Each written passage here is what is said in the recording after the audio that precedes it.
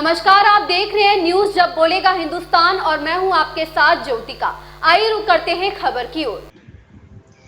सीतापुर में लगभग 1 दर्जन से अधिक सभासदों ने उत्तर प्रदेश के मुख्यमंत्री संबोधित सीतापुर जिलाधिकारी को ज्ञापन सौंपते हुए मांग करी। सभासदों ने कहा कि वार्ड काफी बड़ा होता है, उसमें विकास की आवश्यकता होती है, किंतु सभासदों के हाथ में कुछ भी नहीं होता है जिस वार्ड में विकास कर सके। यहाँ तक कि मच्छरों के रोकथाम के लिए भी नगर पालिका दिशा से अधिकारी के आगे गिड़गिड़ाना पड़ता है, तो वही नगर पालिका अध्यक्ष के आगे अपना दुखड़ा सुनाना पड़ता है।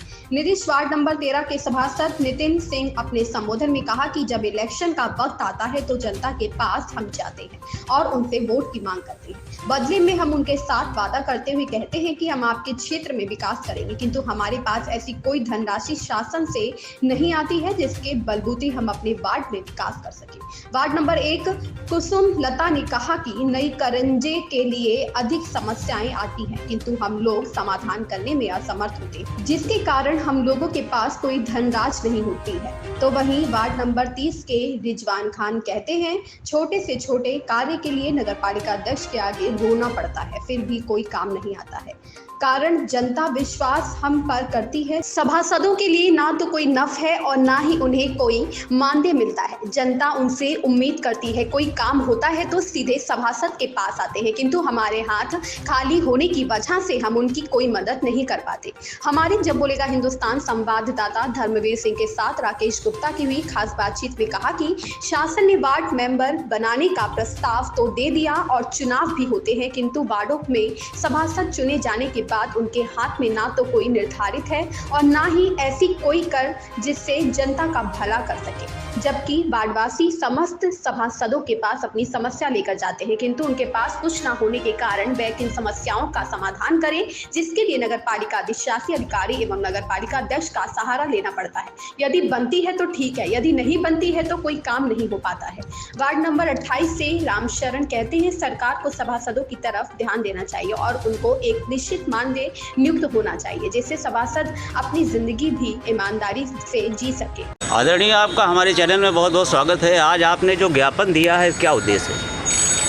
देखिए, ज्ञापन का और कोई उद्देश्य नहीं। हम सब करीब नगर पालिका परिषद सीतापुर के सभासदगण हैं। हम सभी लोगों ने अपनी समस्याओं को लेकर माननीय मुख्यमंत्री जी को ज्ञापन दिया है।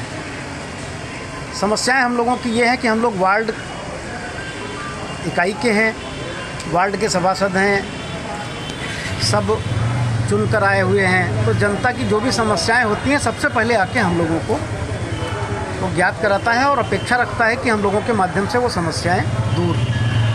लेकिन हम लोगों के पास किसी भी तरह की कोई भी फाइनेंशियली पावर ना होने की वजह से हम अपनी समस्याओं को लेकर अधिशासी अधिकारी और अध्यक्ष जी के माध्यम से पूर्ण कराने का प्रयास करते रहते हैं। क्योंकि हम लोगों के कोई पास पावर नहीं है, इसलिए हम लोग जनता की समस्या का त्वरित समाधान करने में किसी भी तरह से सक्षम नहीं है।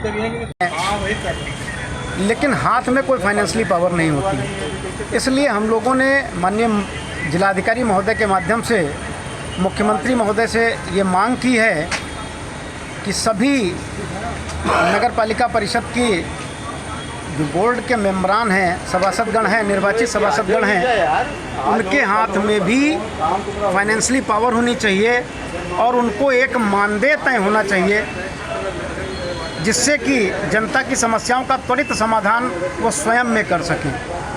इन्हीं बातों को लेकर हम लोगों ने माननीय मुख्यमंत्री महोदय से ये मांग की है कि वो हम लोगों की स्थितियों का ध्यान रखते हुए सभासद की एक निधि तय करें, वह सभासदों के लिए एक मानदेय तय करें। पालिका की जो सबसे छोटी इकाई है, यहाँ तक ग्राम प्रधानों तक के पास फाइनेंशियली पावर होती है और एक मानदेय का भी प्रावधान है।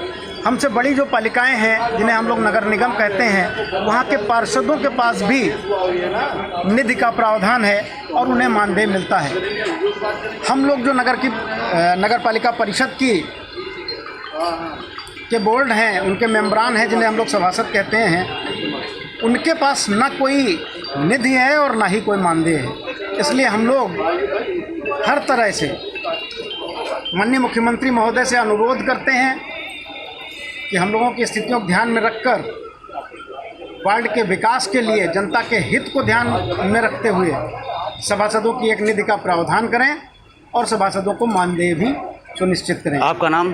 राकेश गुप्ता पिंकू, सभासद तरीनपुर। ठीक। इस खबर में बस इतना ही। मिलते हैं दूसरी खबर में। न्यूज़ जब बोलेगा हिंदुस्तान।